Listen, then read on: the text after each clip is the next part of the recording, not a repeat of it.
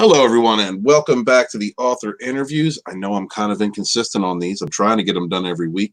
Lord Callis was supposed to be here tonight, but he had some work that he had to get done. He apologized and bowed out. I'm going to reschedule him at a later time, but thankfully, I have Tom Connors of Midnight's Edge and Midnight's Edge After Dark. Thank you for coming and filling in, Tom. It's a pleasure. How are you doing? I'm doing well, sir. It's good to talk to you again, and let's dive right into it, shall we? Sure. All right. So, Tom, what kind of entertainments did you enjoy when you were growing up, preteen? What were your favorite cartoons or toys genres? Well, my first real memories of anything like an attachment to like a movie or a character or anything probably would have been like Superman. I remember really young seeing like Christopher, probably would have been Superman 2 or something like that on TV, like the premiere. Mm-hmm. And then of course I saw Star Wars as a kid. I guess I saw Return of the Jedi in the theater, but I don't remember it. Same thing with E.T. I got like a very fuzzy memory of it, but again, so like Star Wars and Superman and stuff like that were real big. And then of course, like Gremlins and Ghostbusters came along, and I was really into He-Man at a young age, and then Ghostbusters kind of took over that obsession, and then after Ghostbusters, it was like Ninja Turtles and stuff like that, and then I probably got back into comic book characters because I always liked Spider-Man and all that kind of stuff as a kid. Between the cartoons, and I would get comic books once in a while from like my parents and my grandma and whatnot. You know what I mean? Mm-hmm. Just here and there. Like I do remember having like the famous drug issue of Spider-Man that got released without the comics code because the comics code wouldn't release it, even though it was an anti-drug comic. I don't know if you know which one I'm talking about, but that one I remember having as a kid. That was like one of my first experiences of ever reading a comic book besides the He-Man ones that would come with the figures. So that's probably my first experience with like comics and stuff. And then, yeah, of course, I loved going to the theater as a kid. Loved movies like Ice Pirates and Gremlins and God, and then Ninja Turtles was a big one when it came out because I got into the cartoon, of course, and the toys, but from there that led me into the comic books and the darker side of the Ninja Turtles, and then getting to see them being taken seriously in the 1990 film was a real treat, and to this day I don't think we've gotten anything close to that. And even as comic book adaptations go, I still put that in the top like 5 of all time. So then, and then of course, Star Wars was always something that was in the background, but it really wasn't. I remember like when the novels first started coming out, the sequel novels was the first time I remember people starting to talk about Star Wars again after, 5-6 years of it just kind of being dead. I of course had the videos and I watched them all the time and stuff like that. And, I was into I really started getting into a lot of movies probably when I was about 6 or 7. Like I'd watch everything I could, anything my parents would let me. And they pretty much would let me watch just about anything. The only R-rated movies they really wouldn't let me were stuff that was like really overtly sexual. You know what I mean? Like, they'd let me watch like the TV cut of Porky's and the first Police Academy, but all the other Police Academy movies were fine because those were PG-13 and PG. So, but of course, I loved Indiana Jones, all the regular stuff kids were into about our age. Because I'm assuming you're close to my age. Yeah. From my recollection. So yeah, you kind of have a rough idea. I didn't get into like Transformers and G.I. Joe as much, but I did like watch all that kind of stuff as a kid. And of course I watched like the Disney cartoons, like the DuckTales and all that kind of stuff growing up, and all the basic stuff most kids watched on Saturday mornings, and stuff like that. And of course I fell in love with the Simpsons when they were on Tracy Ullman. So that was really cool to see them get their own show. Like I was really attracted to adult oriented cartoons. Like if anybody, and it was a very rare thing when we were growing up until Fox got famous with the Simpsons. Then they tried doing every adult oriented cartoon under the sun. But before that, it was very rare because you had like the Family Dog special for Amazing Stories, which eventually got its own show that didn't go anywhere, and a couple other ones, besides the really adult cartoon stuff like Fritz the Cat and stuff like that, which I didn't get to see until I was older. But there was always heavy metal. I got to watch at least the TV cuts of that, and and I loved like Fire and Ice and all the sword and sorcery, and I was really into like a lot of that kind of stuff. If it had like a creature or you know, so like that. And I was really like Gremlins was a big one. Like my dad got so sick of Gremlins because I watched that movie almost every single day. And one summer I watched Beverly Hills Cop every day for a summer. You know, I would just get in my routines. It was the same kind of thing with music, even though we didn't really touch on music. But I mean, I would discover new kinds of music or new artists, and I would just go in deep dives, you know. And it's kind of the same thing with movies. And we didn't have a great video store, but we had a video store that had pretty much everything. So it was in a grocery store, but they were pretty good about getting all the new releases and stuff. So like over time, you know, they had accumulated a pretty good collection there. So they had a good back catalog of stuff. So like if I really needed to find most things, like 90% of the time I would be able to find a movie I wanted to find there. So I was lucky enough with that aspect of it. And if very rarely we didn't, there was a couple of places that were like a half hour away that I could find a movie usually. So I can't say I really never got to find too many movies as a kid or a younger teenager that I wanted to find, but sometimes there's a few that have escaped me yet that I haven't got to find, but very few. But before the internet, I mean, to get into movies was really difficult. Like all you had was a few magazines. If you were lucky to catch like a making of documentary on like HBO between a movie or something, you know, or once in a while you could catch something on Entertainment Tonight when they would talk actually about a movie you wanted to hear about, which was rare, but in between, you know. So I would always do that kind of stuff. I was the kind of kid that would start, you know, if there was a movie I was really into, I'd start taping all the interviews from the late night and the Entertainment Tonight stuff. And if I could find like a making of, and, you know, if they had a special for like Batman or Who Framed Roger Rabbit, those were always like really cool nights for me on TV because I got to see something like that, you know, that you really didn't get. And, you know, I just over time that kind of love just kind of permeated. And I mean, I started getting into collecting video, and I always wanted a Laserdisc player, but could never afford it. And, you know, started getting into like more surround sound and some classic films as I got older, you know, expanded beyond just the typical kid kind of stuff and, you know, Star Wars and all that kind of stuff. You know, started getting into like Scorsese and, you know, Tarantino came at my perfect time.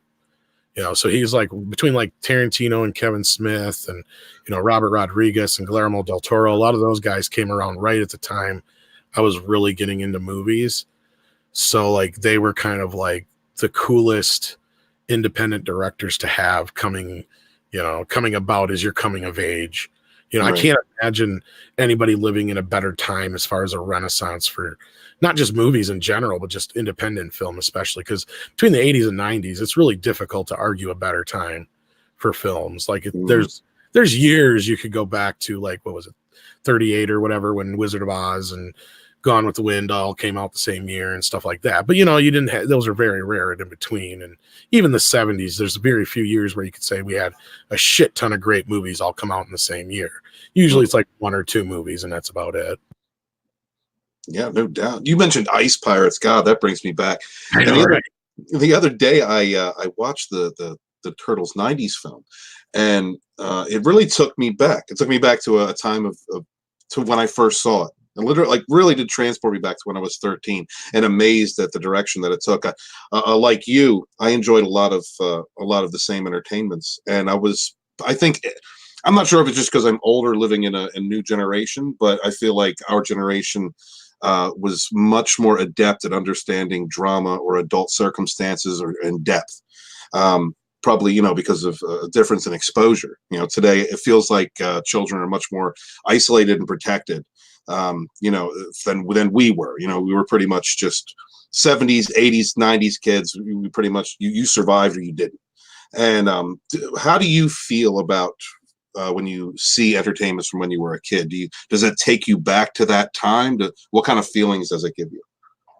Well, to go about what you just said, I agree with most of that, and I think you're right to a point. Except for kids have more access now to things like porn and shit we did when we were kids. In fact, I even, you know, not to move too far ahead on where I was in my kind of growing up story, but I eventually wanted to get into writing and stuff like that. And I even wrote a movie about how the struggle of trying to find porn as a kid from the 80s and 90s was compared to now with the internet.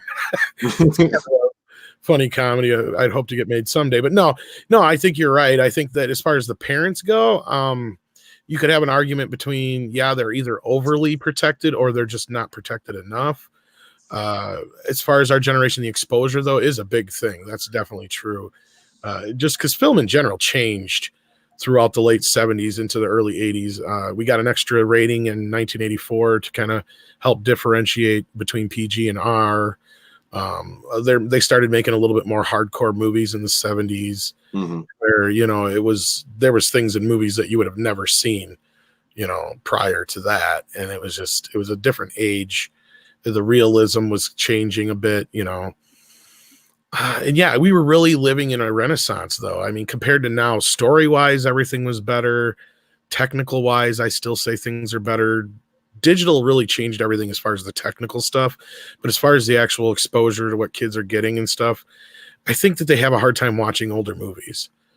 And getting into like to that, like, it's kind of the reversal of my problem is, like, I see a new modern movie and I generally get turned off because the look is just too digital, too overly fucked with. Unless you're watching like a Tarantino movie or something like that, it's never filmed on film, and I can tell the difference. I know some people can't, but I can tell the difference. And I know George Lucas would get pissed at me right now, but I can tell the difference. You know, there's a big difference between something that's shot on actual film and something that's shot on digital. Even when it's transferred, it's still, there's a big, you know, I don't know. And when you start manipulating movies too much and they get too reliant on CGI, and a lot of these kids nowadays just don't even understand the basics of writing have gone out the window. And Script Doctor is somebody who's in the chat, and I talk to him often on our channel, and he's a writer in the business. And yeah, he says the same kind of things, like just a lot of the basics these kids don't have anymore, you know. And I mean, I'm getting a little farther away from your question, but it's fine. No, I mean, kids nowadays, I mean, I think a lot of it is they just don't want to expose themselves to classic stuff. And when they do, they find something problematic about it. So everything new is the bestest ever. And if we don't like it, well, then we're just old, you know, okay, boomer bullshit. Right. Yeah. And, you know, we didn't have that when I was a kid. I don't know what the fuck happened. I mean, I know not all kids are the same. I mean, my kid's not that way. I mean, he's not really into movies, but he's got a really good taste in music. I've gotten him into all kinds of stuff. I've taught him not to just, you know, shut off your brain to the possibilities of something just because it could be old, right, you know, or country or something you don't normally listen to, maybe, you know what I mean? You know, so now this kid not only listens to like Johnny Cash and the Beatles, but he'll listen to that right along with like his Linkin Park and whatever other new stuff he's, you know what I mean? Right. And Linkin Park's not even that new, but to me, yeah, right? You know? Yeah, I do the same thing with my kid. He used to listen to a lot of the things that I liked. You know, I remember when he was rocking Rob Zombie when he was like 8 years old, and I'm like, yeah, all right, that's cool. But he, you know, he moves in. He's a token white kid in the neighborhood, so he listens to a lot of the newer rap. And so what I do is I take the time to listen to his music, and when we're riding around the cars, and then I say, all right, let's take turns. And then he allows me to expose him to different types of music, and he enjoys it. You know, what might be older music to him. So I mean, that's you got to find ways to bridge the gap between ourselves and our kids. Real quick, speaking of the chat, I just want to say hi to everyone in the chat for showing up. Thank you very much. Slithering Peanut said, "Ooh, I'm first." Yeah, they're slithering. Yeah. I see. The hardest working mod on YouTube, Tommy. How you doing, buddy? Good to see you. Chris Praza, thank you for being here, man. Hail the fourth wave. Thank you, brother. Let's see. Troll. Script Doctor. How you doing, Script Doctor? thanks for showing up. Sporking News Podcast. Sporking News Podcast, yeah. How you amazingly beautiful human beings, and Steven. Well, thank you, sir. I appreciate that. Yeah, a lot of cool people. Troll. And then I think Drunk's in here. So, Biden Touch. You know what to do. Yep, Biden Touch, yeah. You know what to do, buddy. You know what to do. Touch me. And Drunk 3PO's in the chat. Boom. Thank you for being here, brother. And okay, so let's move on. All right, so you kind of touched into your teenage years, and was there anything that you wanted to add to what you enjoyed as a teenager? I mean, I was your typical awkward, fat teenager, I guess. I wouldn't say I was fat, but I was chubby, and I wasn't the popular kid. I was the clown, you know, the class clown. And if not, I was the guy giving somebody else the idea to do something stupid, you know. I got into music real heavy duty when I was in high school, and got yelled at by the music teacher because I hadn't done anything sooner than that. And he's like, you wasted all these years, and shit like that.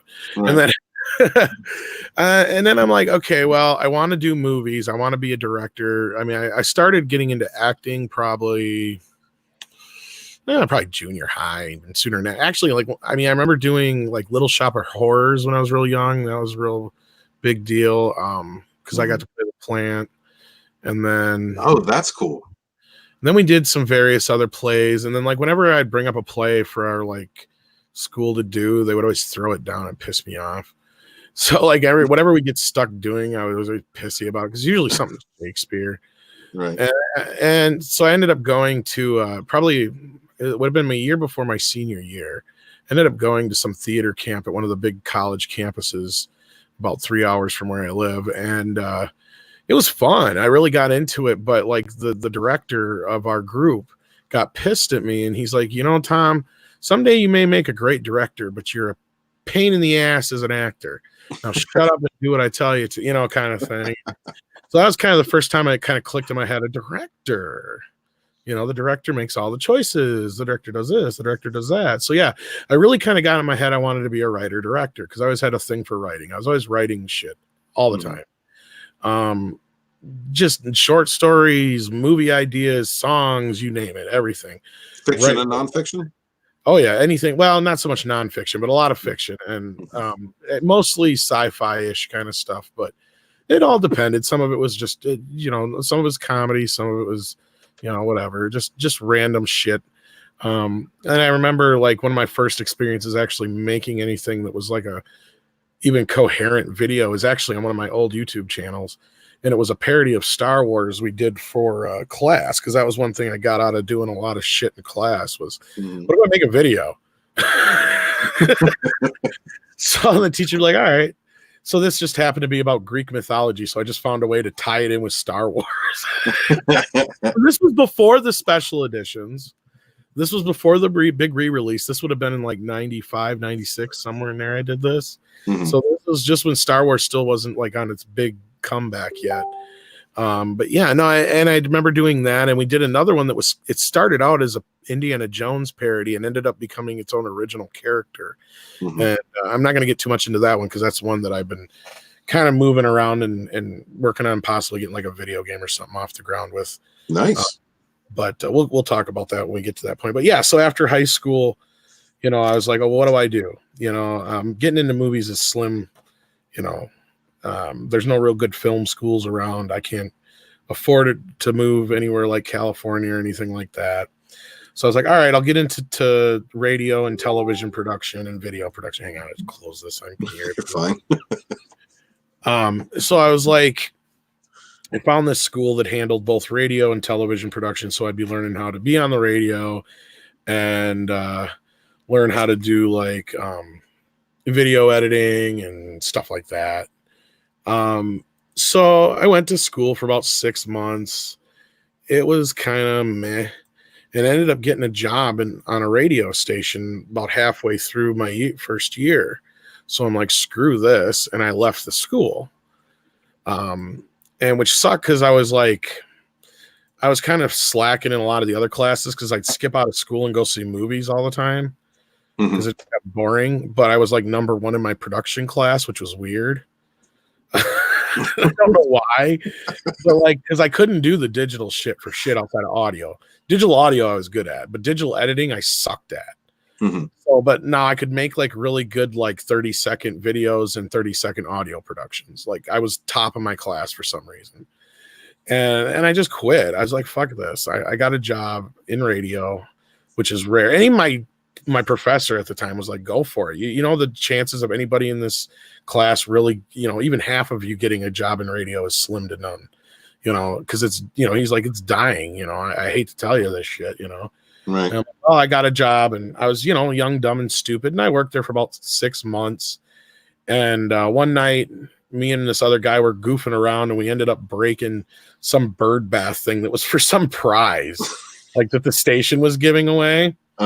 Because I had been there less time than he had, I got shit canned. So here I was, you know, like 18, no prospects, just got out of school. It's fuck that away, fuck my new job away. I'm down on my luck, and I'm like, I'm pretty sure I spent, if I remember right, I spent my, because they gave me uh, when they fired me, they gave me my last check. You know, they give you a week's severance or whatever. So I went and spent that on a used electric Stratocaster. So I'm like, all right, I'm either going to start a band or hopefully can find some people who want to make a movie. Right.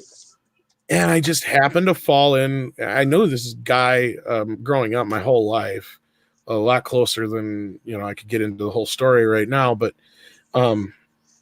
he's like, yeah, I'm running this ISP with this other guy. And I'm like, oh yeah. And this is back when dial-up and all that shit was just coming along. You know, internet was just starting to get into people's homes. This is 98. 99, actually 99 probably. So he's like, but we got all this video equipment and we don't do anything with it. And I'm like, what do you mean video equipment? He's like, oh, it's top of the line shit. I'm like, what do you mean? So he showed it to me, and this would have been the first kind of like HD fully digital, like $10,000 fucking cameras. Wow. Yeah, so we had like 2 or 3 cameras, we had some sound equipment, we had everything we needed, DV tapes up the ass, and all they were using it for was doing like little commercials for people around. Like that's all they had done is like 2 or 3 projects. That's it. So I was like, you know what, we could do like an independent film. So we tried doing like 3 independent features, and none of them worked out because you'd end up, you know, your friends would be in the movies and they drop out, so then you would lose an actor, and it was, you know, everything would just fall apart. So the closest we got was we got about 2/3 of a movie done. And then we had another movie we started shooting, but we didn't get to finish it, but I cut it up into a short film. And then after that, I did a few video projects with just straight video equipment, and then digital video equipment became more accessible over time. But yeah, I mean, there was a time where we were working with some pretty high-end shit. Like it was the same kind of shit that George Lucas was about to use to make Attack of the Clones with. Wow. That's the kind of shit we were using. Like it was really top of the line kind of stuff. Now the cameras weren't as good as his, but they were full HD 3cc chip at the time. You're talking, like I said, 10, 20 grand cameras. Like I think one was like 20 and the other one was like 10. And yeah, it was crazy to have all this shit just at our access. And then they ended up selling it on us, and I lost all the negatives to everything. Oh man. Yeah. That's pissed. Oh, yeah. Was there one project specifically that you really wished you could have retained? Oh yeah, actually all of them were kind of great ideas. One was the least amount, was like a horror film we tried to get going, and that's one where we lost like a lot of our actors, but that was one where we actually had the cooperation with the cops and everything like that. Like they knew we were going to be filming, so if anybody called, they knew what was going on, so they could let them know, you know, there's nobody being murdered. And we filmed it in the public park, and it was this big deal. And it was like this murder scene, blood everywhere in the public bath. It was awesome. And we only got like 2 scenes shot of the entire, like the opening scene and then like 2 other scenes shot. And then we ended up losing like half our actors and shit. We had this house that this guy was looking to rent. It was in rough shape, so he's going to do some stuff to it. So we had all this stuff set up, and it just never came to fruition. That was the one that got ended because they sold the stuff, or no, that wasn't the one. It was a different one. That was yeah. So, but one I really liked was Monkey Dog, and that's out there on YouTube if you really want to look for it. That guy got Monkey Dog. Basically, what Monkey Dog was.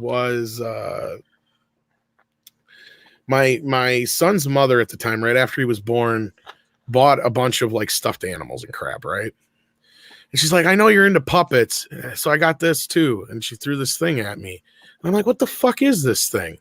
Is it a monkey or a dog? I can't tell. And it was like a puppet. And it was one of those puppets that they used to have back when we were kids, where it had the Velcro on the hands, so you could put it on you, make it look like it's holding on to you. Right. So it was like, it had really long arms and really long. So I came up with this character out of it. And we did this short film about like, and it was really adult oriented. It's like the only way you see the monkey dog is if you smoke weed and all this shit. It's a goofy fucking idea. And like I said, we did a couple short films of that. And then the one that really got close to being finished though was called Full Circle. And the big gimmick of it was, and it was really inspired by like a lot of Tarantino, Kevin Smith kind of stuff. Mm-hmm. And you had like several different characters, and they were all connected by one character who had committed suicide. And it all kind of revolved around them coming to this funeral. But you had one who's like a football star who was into drugs. You had a drug dealer, and this musician who was gay and all this kind of stuff. So it was like you had these 3 or 4 different characters, and all their stories would merge at some point. But the way we shot it is we shot it in color, but then we took it down to black and white, and then we just had one color be whoever character's color. So like one character's color was red, yellow, one was blue, I think, whatever the primary colors are. And then whenever they cross over, you get like purple or green or orange. You know what I'm saying? Okay. So it was a visual thing. Like, yeah, the movie was kind of okay, but it was more of this idea of like what we could show, what we could do with all the technical stuff at that time, because that was the kind of shit you could not do on film so easily. And yet digital just opened up the door. So we were kind of trying to do something that was different, that the digital gave us the ability to do, that it would take us like thousands of dollars to do on film. Wow. That's and that was all just snatched away from you, and right in the just all the equipment. Yeah, we just all of a sudden they're like, oh yeah, by the way, Tim sold all the equipment. I'm like, what? Like, my negatives were all in there, man. Wow. We had we were editing on like really early expensive Adobe shit and all that kind of stuff. Yeah, we had a lot of cool shit. After Effects and everything. So what did you do after that?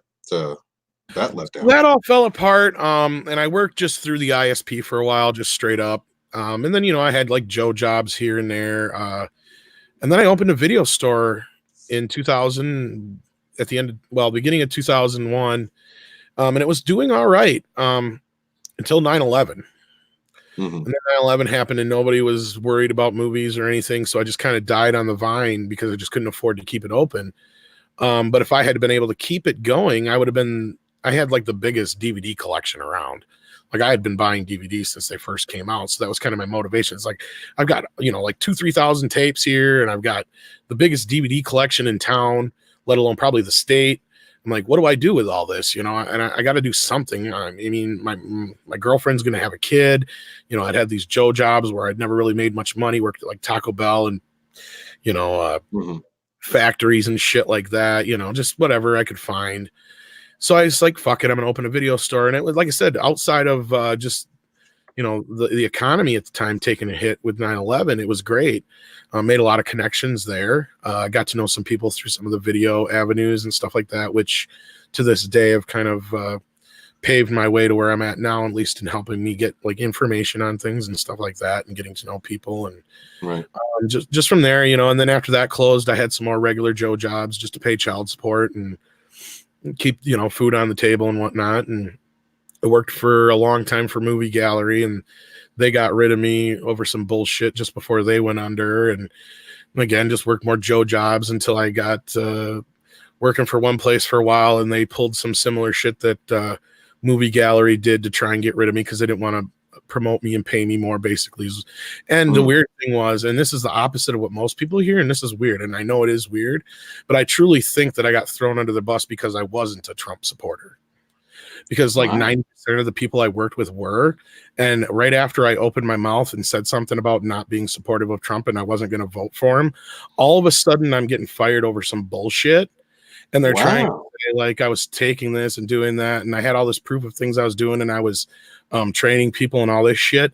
And of course, this was just, and they just told me before the whole Trump thing that I was going to get promoted and a big raise and all this other bullshit. It was between me and this other girl, and then this other girl like tried fucking screwing me over and behind the scenes. It was a big fucking mess. So that fucking blew up, and I'm like, fuck this noise. And that became a big old mess. So I'm like, you know what? I'm going to start doing my own thing. I'd saved up some money, and I was taking care of my kid. I got custody of him about 2015. So I was like, I got to do something with my life, that isn't just this other shit. So I'm like, I tried like other projects, like trying to get them off the ground, because I knew some people and I had like a writing partner, and I'd been working on some stuff, and he's been in the industry for a while, and I'm not going to say his name because we just do our own thing right now. We haven't had anything really take off yet so I don't want to jinx anything, but I just, so I was like, okay, maybe in the meantime, while that's doing, I'll try this other stuff. So I tried some animation, tried some music again. Nothing was really taking off. And then then I just kind of noticed this change in movies. Like everything was getting shitty. And I really started with Ninja Turtles for me, the 2014 Ninja Turtles. I'm like, this is just garbage. And I think that was one of the first times I started bitching with one of my friends, and we did like a little podcast thing. It was all right or whatever. And then we started talking about the Star Wars and the Ghostbuster business happened. And right after Ghostbusters trailer dropped, my roommate at the time and myself, because I had a friend of mine move in, he didn't have a place to go, and I thought he was going to help with bills, but that didn't help out. That didn't work out at all. But that's another story in itself. But so like we did this podcast, and it was the reaction to the Ghostbusters video, and it got like 200 and some views. And I was a piddly ass channel at the time. Like I started a brand new channel because all my other stuff was on the other channel. And this would be the channel that would eventually become Midnight's Edge After Dark. But just for some retrospect there. So we did this little deal where we spent like an hour bitching about the trailer because we were pissed. Because he was like not even close to being on the fence. He was against it from the start. And I'm like, you know what? I liked Paul Feig's other movies, and I'm not a hate monger on Melissa McCarthy, and I don't mind the rest of these girls. They're all right on Saturday Night Live. I'm like, I'll give it a chance. And then I saw that fucking trailer. And how did that make you feel? Oh, you all know. Well, I did a video about it and stuff later on too, more formal, that did all right. But like I said, we did a video about how much we were pissed about the whole fucking ordeal. And I mean, I just become, and then of course we had Fantastic Four happen around the same time too. Yeah. And that's when I had first found Midnight's Edge, was through the Fantastic Four business, and through them found, you know, a ton of other channels and stuff through the Facebook groups and everything like that. And so I started getting my name out there a little bit too. And I'm sure that's when Andre caught, you know, kind of picked up on me. You know, so him and I did that video earlier on. This was a little bit earlier than that. And that did all right. That got me some traction. Well, then we did another video with my dad telling, you know, his reaction to the trailer, because he's, you know, the next generation up. And that one got like 500 some views. And at this time, I'm still like under 200 subs. So I'm like, this is just crazy. So I just started doing regular videos after, you know, my roommate and I broke. He had nothing to do with each other anymore. He left. And I had a girlfriend move in and everything like that. So I'm like, all right, I'm going to do this full time. So I did it, and I started doing it by myself. And after like, I don't know, a couple of weeks of doing just straight videos and doing all right, I was getting up there. I got myself up to like 500 subscribers. And then Andre sends me a message, and I had talked to him here and there in the chat on the Facebook groups. And I didn't really realize he knew who I was per se, but he's like, can I call you? He's like, what's your number? And I sent him my number. And all of a sudden I get this international phone call from Norway from Andre. He's like, hey, how are you doing? I'm like, I'm doing all right. I'm like, this is trippy. You're hearing your voice on the phone. I'm like, how are you? And he's like, I'm doing great. I was wondering if you would like to work for Midnight's Edge. And I'm like, would I? Right. You know, so like, and you know, that was the beginning of it. And now that was shit. It'll be 3 years in April that called me. I'm sorry, I didn't mean to cut you off. No, that was all I was going to say. What was it like when you first started working for Midnight's Edge? It was surreal. Well, because here's the thing, and it's been long enough now. I'm sure we can talk about this, and I'm sure this will come up on our making of Midnight's Edge videos when we do them for Patreon. But it wasn't just me that was hired at that time. There was another guy hired too. So before we made the big announcement and everything, Andre had me, the other new guy, and Rob do live podcasts on the other channel that we would rebrand After Dark. We came up with eventually when we would officially announce me on coming on board to Midnight's Edge. Well, and all I was supposed to do was just be a pundit and help with writing. Other than that, that's all I was meant to be there for. This other guy was the one who's meant to do all the editing and shit. And what had happened was he was doing all right with us. He was on the live shows. Everything was fine. And then all of a sudden we did our alien video. That was a really long alien video we did about how Neil Blomkamp's Alien 5 fell apart. And it took him like way too long to get that video done. like way too long. And he started becoming a little less responsive to us. We don't know what happened. And I know all of a sudden behind the scenes, Andre and him had a little bit of a scuffle over the contract, and he totally just fucking peaced out. So we were like stuck with no editor. And Andre's like, I know you can do some editing, Tom. Would you help me with this video one day? And I'm like, sure. And it happened to be the actually this just happened to be before the Alien video dropped. He's like, obviously the other guy's busy. Will you help me with this? I know you can do some editing. And I'm like, sure, you know. I'm like, really, he knew my forte was more sound. To this point, I had been doing a little sound editing. So like, you know, that part I was kind of on board for, was to help a little bit more with the sound. So like I had done some of the sound for some of the projects, but he would still do the video. The other guy would. But so this project though, for some reason took him forever to do. And in the process, Andre's here, help me out with this Popeye / emoji movie video. Because we had found some business in the emails. We went through more of the emails from the leak, and people were making a false connection between Popeye and the Emoji Movie. And it's like, no, Popeye died before the Emoji Movie was a thing. As much as we hate to say it, Sony didn't do a bad thing this time. So, you know, we had to report it. So I put this video together, and he loved it. He loved how great it looked. So from then on, after that video, the Alien video, and the guy kind of just disappeared on us, I think I've edited every video since, except for maybe 3. Wow. Otherwise, yeah, Andre I think did one between there, and then I did the next one after that. And since then, other than when I was in Vegas, he did one video, and then like one other time when I was working on a video simultaneously, and that was it, I think. Otherwise, for the past almost 3 years, I've edited every video. Impressive. Yeah, there's some well edited videos. You're doing a great job, man. Oh, and it takes a lot more time than I ever anticipated it, because, you know, it was supposed to be a thing to where that was the whole kind of separation, was I was there to be a pundit on the main channel and do some of the audio editing, but otherwise, you know, Midnight's Edge After Dark was supposed to handle all the live stuff, and that was where I was supposed to be able to do all my videos. Right. And that's why I never got to do much for videos. That's why you don't have me doing editorials and shit all the time. It's just I never had the time, and the few things that I've tried to do on my own just have never taken off. So you know, did you meet Rob through Midnight's Edge? Yeah. So like right after I talked to Andre, he introduced me to Rob, of course, and right away he's like, "Yeah, I want you guys to start, you know, podcasting together and all that stuff." So Rob was actually coming on After Dark before it was After Dark. Back then it was called the Film Buff Channel. We were on there. He was on there with us for about 2 months, because we didn't make the official announcement till July, but Andre had hired me in April. So it'll be officially July. It'll be 3 years, I believe. Okay. It'll be 3. Yeah. Cause it was just before Spider-Man Homecoming came out. It was that summer. So that was 2016, right? Yes. After Ghostbusters.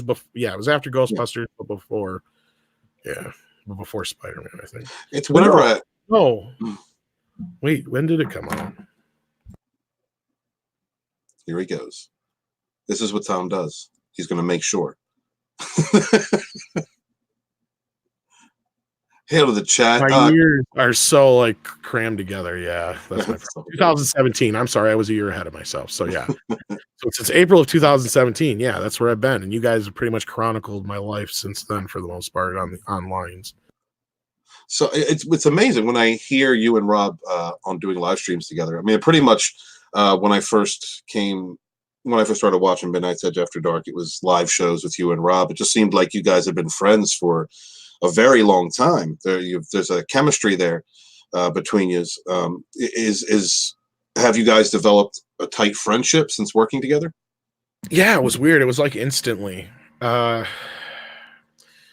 mean, we started the shows together, and at first we didn't really know each other, and then probably like after like the first couple shows, we'd just sit there and talk for like 3, 4, 5 hours, just getting to know each other. And then it became more than just getting to know each other. It was like we were just enjoying the conversation. So yeah, we truly became friends. So after a while, it was almost like, is that guy you've known your whole life? You know, I mean, He's probably one of the most sincere, sweetest guys I've ever met. Like the act you see with the little hard ass jerky kind of thing is really an act. Like he's a very sweet guy. Like I'm the bigger asshole than Rob is in real life. No, I'm clear on that part. So I mean, he really carries that character really well, and he plays the heel really well sometimes for my straight man and vice versa. So we just for some reason we clicked, and ever since then it's just been one of those things that I can't imagine doing the show without him. When he's gone, for the few times that he's been gone, it's weird. So is there if there was, and if there is, a main difference between your online persona and your personal persona, what would it be? I'm a very anxious person. I'm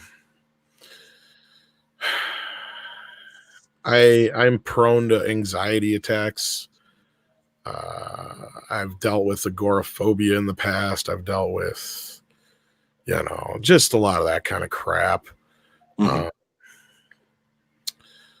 Other than that, I mean, really, there's not a big, huge difference.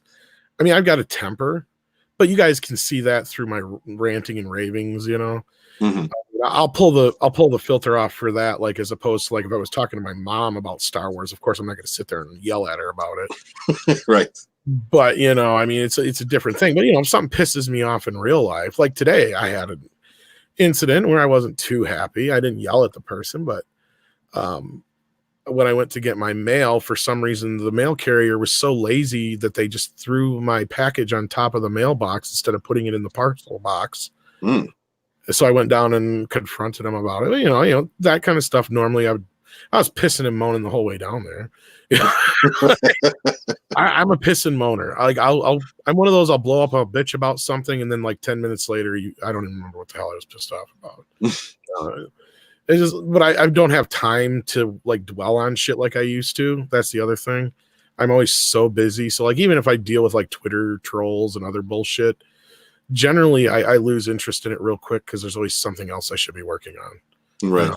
This business, I mean, it's great. Andre's been great to me. It's the best job I've ever had. It's doing what I love, even though it's grueling hours. And, some days I'm up for 48 hours straight, just trying to like edit a video and get it done so we can get it up in a decent amount of time, and it can damn near kill you, but it's worth it usually in the end. I mean, there's very few times where I can sit there and say it wasn't worth the effort to get what we've gotten up. From where you started with Midnight's Edge to where you are now, are you satisfied with the progress that you guys have made, or do you still fear that there's more left to do? Despite what some people might say, I mean, since I've been a part of the channel, I feel like my contribution has expressly been in the quality of the product we're putting out. Like I'm constantly nagging Andre to get new editing software. I'm like, we need to change. I mean, and I know it's going to take me longer to learn it again, but you know what? Shit's getting stale. It's like that kind of a thing. I pushing him to try different music. I was the one who pushed him to get a new intro a while back. I'm like, we need something better than this. This is lame.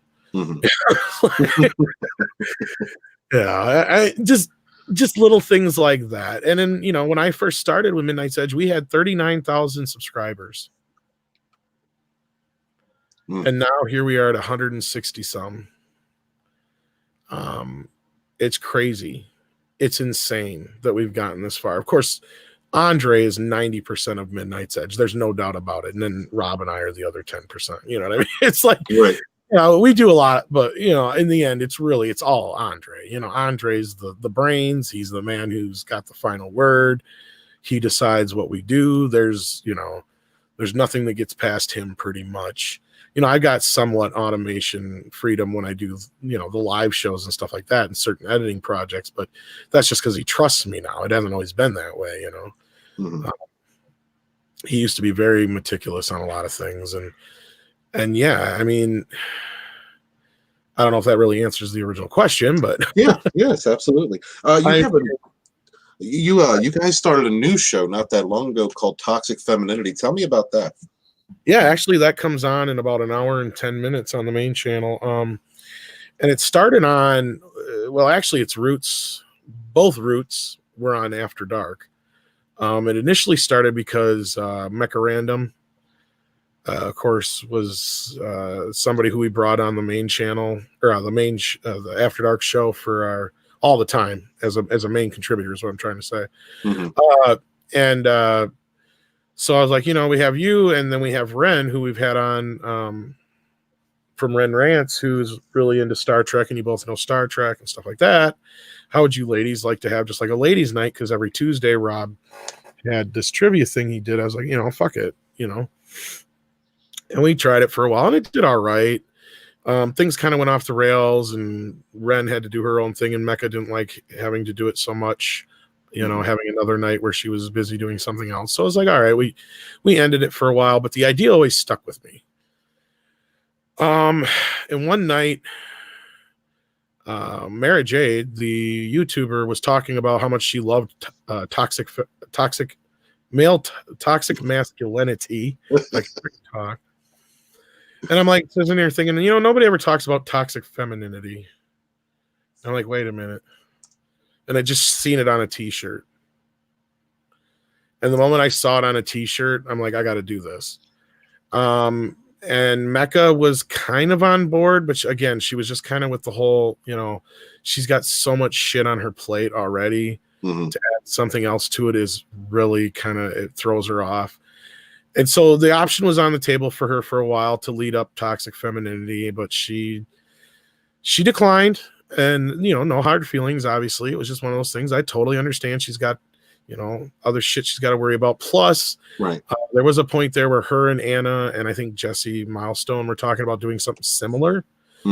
So it was kind of like I told her, I'm like, oh, well, if you guys are definitely going to do that, I'm going to do this one way or the other because I'm going to beat whoever to the punch. Right. I had the idea originally back when we did Ladies Night, and toxic femininity kind of took more of a form now. Like that title also gave the whole entire show its identity. So it was kind of like, I can't not. This was just one of those, when lightning strikes your brain, you got to kind of run with it. To the point where even some other people possibly showed some interest in it, but I'm not going to name any names. But regardless, it just got to a point where it's like, all right, we're going to try this. So we tried it on After Dark, and it was doing so well. But, we're kind of holding the ladies back. So I said to Andre, I was like, what do we try doing it on the main channel? And he's like, it goes on the main. And so it was like one of the few times where I've suggested something and he actually took it without giving me a reason why not. And, usually the reasons why not are good, but this time he couldn't argue with me, and he saw the potential in it like I did. And, with Mary and Candy especially kind of taking the lead on it. With whoever they bring along with them, I think those two girls kind of just had again, the light between the lightning of the idea and just those two girls working together really kind of set the show off. Because Candy, I don't even think was there at first. I'm trying to remember who all started the show. We've had so many different groups of girls now, but Mary's really been the standard. But once Candy popped in there, it was just kind of like, a Laurel and Hardy moment. Laurel right. Hardy kind of like with me and Rob. It was just like I seen it there. Those two had it. And it was like, okay, we got to keep building the show around them. And it just kind of kept going with the momentum. And, we put it on the main channel, and it's been doing pretty well. We've had to move it a few times just to work with everybody's schedule. That I think has affected it a little bit. But otherwise, they do a pretty good job at pulling in a pretty good crowd. And we try to avoid other people's shows so we don't, compete with anybody and stuff like that. That's a very difficult thing in the YouTube circuit right now. Right. That's why we're on Monday nights, because it started on Tuesdays. And then we moved it to Sundays when it was on when we first moved it, but then we realized we were going up against the Inquisition, so it was like shit. Right. So, Tom, do you consider yourself Fandom Menace?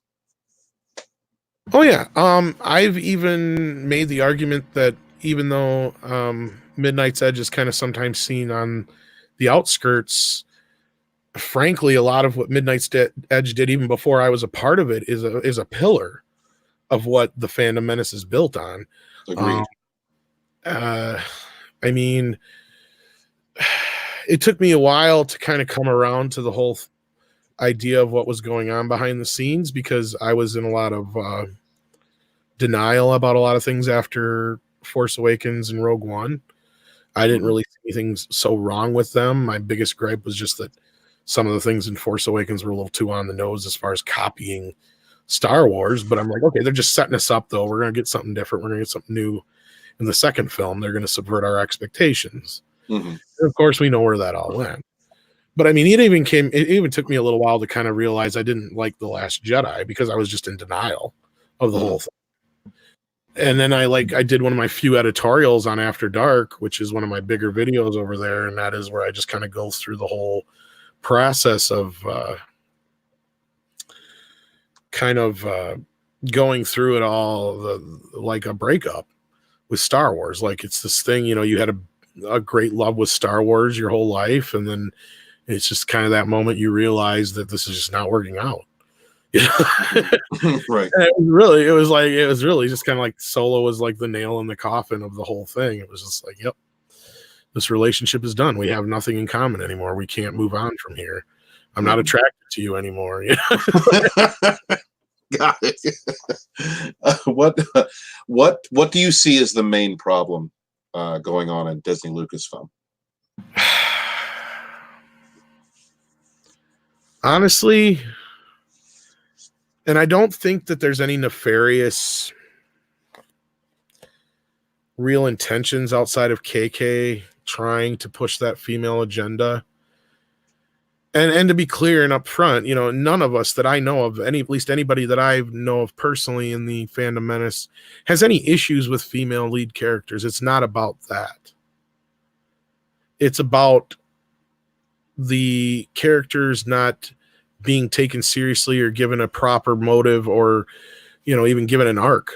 And that's where it really boils down to, is just because they're women they can't have any flaws. And that's not interesting. That's not intriguing. Right. We love Sarah, we love Sarah Connor, we love Ripley, we love all these strong female characters from the past. Look how well Wonder Woman did, for instance, even though I didn't care for the film that much. But my point is, it's not about the fact that it's a woman character. It's about how shitty they're being written. And then you have the other side of it, like stuff which is very similar to Star Wars, but even more so with Star Trek, where they're toting these characters and actors like circus freaks, basically, like saying, look at our token black actress, look at our token gay actor, look at our token this, look at our token that, and we're progressive and woke. And it's like, yeah, dude, Star Trek's always been progressive and woke. You're just late to the game and you're trying to act like you discovered America. Sorry, Christopher Columbus was already here, buddy. You're not discovering shit. And I don't even know why you call your show that, because you don't even look for nothing. But anyway, yeah. Star Wars is the same way, maybe to a little lesser extent. Mm-hmm. But what you had was, with KK, on paper, in everybody's mind, she is the best argument for why it doesn't matter if it's a woman or a man. The person who's right for the job should get the job. And her application for the job is perfect. It's spot on. You could not find anybody in Hollywood at the time this went down, besides Kevin Feige, who would have been more qualified, at least on paper, to take over Star Wars. Mm-hmm. This woman has worked on every major film pretty much for the last 3 decades. There's no argument there. Since E.T., she has been, Spielberg's Golden Girl. She worked on the Indiana Jones films. She's produced Robert Zemeckis films. She's produced a bunch of other Amblin Spielberg movies with other directors like Joe Dante and shit. She's worked with all kinds of great directors. Right. So on paper, Kathleen Kennedy is a slam dunk. This woman should know this shit. She should know exactly what to do. Mm-hmm. But what happened was she went the complete opposite direction she should have. And we all know what happened. She chucked out not only George Lucas's treatment, but JJ's treatment after the first film as to where this should go, in lieu of what Rian Johnson had sold to her. And we all know the rest of the story. And she's now fired more directors than she's hired. And then you got her out there, like in our last video, where I think she's completely out of the fucking loop at this point. She don't know what she's talking about halftime. For the last 2 years, she's been out of the loop. First, she didn't know that. Huh?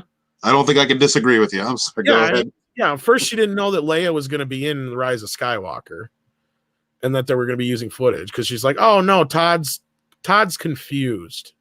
No, bitch, you're confused because you are out of the loop. And this was the same time that Grace Randolph did her report, which we heard similar reports. I had heard from one of my sources that they had moved all her shit out of her office in London and moved all of JJ's shit in. This is just before The Rise of Skywalker started shooting. Wow.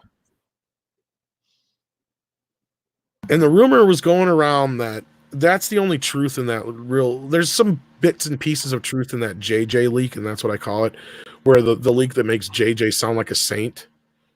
I don't know if you know the one I'm talking about. Yeah.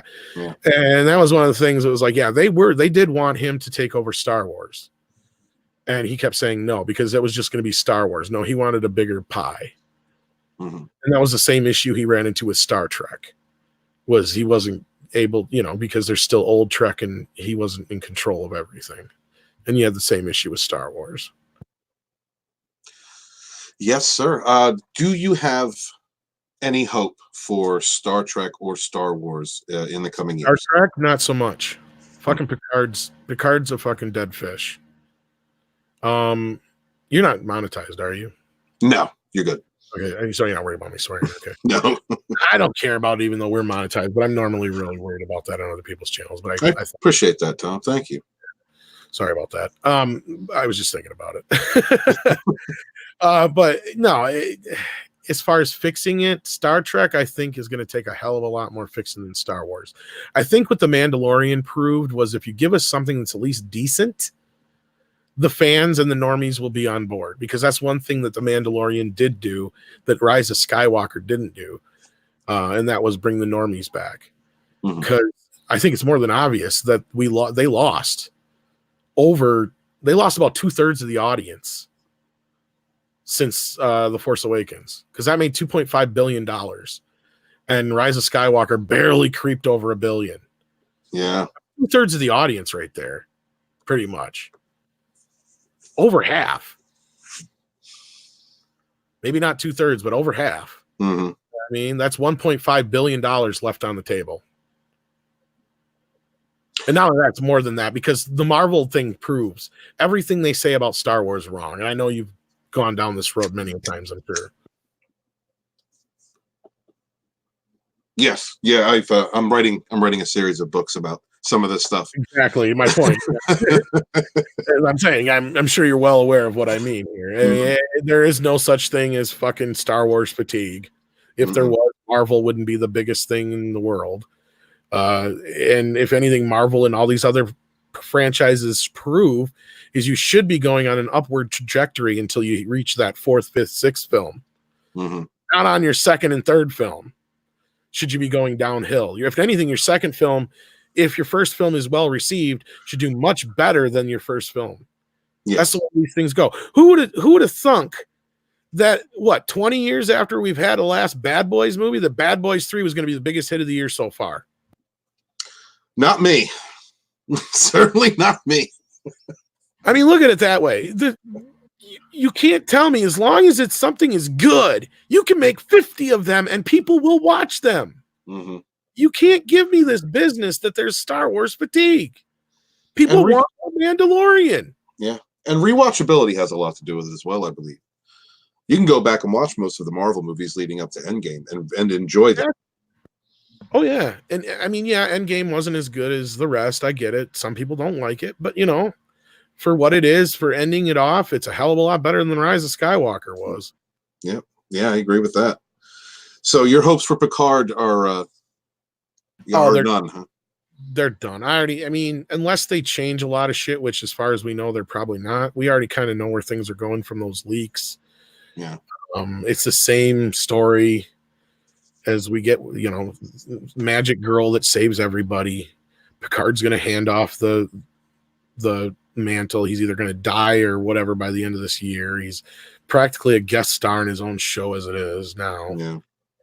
I mean, he just meanders around and makes speeches. He's basically become old man Picard, only boring. I don't know if you're aware of our old man Picard character, but yeah. So we're getting close. We're actually at the hour mark. So I want to ask, what is the future for you, Tom, and for Midnight's Edge? Oh, wow. We always got tons of stuff on deck. And that's the funny thing when people talk about Star Trek and Star Wars. They're like, well, what are you guys going to do when there's no more Star Wars? Or what are you going to do when there's no more Star Trek? It's like there is other shit out there. This is genre entertainment for a reason. It's become its own thing, and the channel was originally built on different things. Andre's got some really great Conan coverage. Mm-hmm. I love his Conan coverage. We're always doing some great Ghostbusters stuff. We've got a lot of great Dune stuff coming up. I bet we've got some great stuff already. I know I'm going to really be trying to push some Bill and Ted stuff. There's so much stuff to look forward to, let alone, what is the next catastrophe? Well, we know Birds of Prey is probably going to be the next catastrophe, but again, there's always going to be something to talk about. There's always going to be something going on. And no matter what the other side wants to say, or some of the other groups want to say, there's always going to be more to talk about. And, look at what happened with the Obi-Wan business. It's like the wicked never rest, for F's sake, Right. He's probably got done with this mess. And then it's like, I kept saying, if she fucks this up, this is it. They better get rid of her. It's like, how can you screw up the one sure thing you've got? We'll see, huh? Well, it sounds like she's already doing it. I mean, how do you sit there and go for this long and not realize that your storylines are similar? I mean, it just really makes zero sense at all. And that's what I've gotten to. It's like, obviously she waits till the last minute to do anything. She's fired more people than she's technically hired. Mm-hmm. What more can you say that she's not qualified for the job? You gave her a fucking shot. She's had how many goddamn years to do this now? They sold it in what, 2012? Yes. So they've had almost a decade to get their shit in order. Well, she got an award. You know what? She should take that fucking award and go home and shut up. And give it a rest. Retire. I hope the rumor we heard from a very reliable source is fucking true. And I don't know if you saw that video. That is that they're talking about her exit package right about now. Her retirement. Notice she's getting a lot of these awards and shit, and that's usually what happens when you retire anyway. Yeah. Yes, sir. Well, I know you've got a show coming up in about an hour, and I usually keep these shows to about an hour long. Yeah, I mean, we can go for a little bit longer, or we can wrap it up. It's up to you. I said, well, actually, I think I need to wrap it up. I have kids I have to attend to. But Tom, thank you so much for coming in and filling in at the last minute. Anytime, and Rob, whenever you want to talk to him, just let me know. He's worried. He's like, nobody ever wants to talk to me. You know what? Let Rob know. I'd like to have him on an author interview sometime. I told him he probably would. Yeah. I told him he probably would. So, thank you. All right. To everybody in the chat, thank you for showing up. I'm sorry if I didn't pay you guys much attention. This is usually just a one-on-one between myself and the person I'm interviewing. But hail Riff Magos showing up. Curtis, thank you for showing up. And everybody else, Tommy, thank you for modding. And please check out, if you haven't, I'm sure you have, Midnight's Edge and Midnight's Edge After Dark, and my friend Tom Connors here on Twitter at Tom Connors Jr. And thank you all very much for showing up, and have a great night. Hail the Fandom Menace.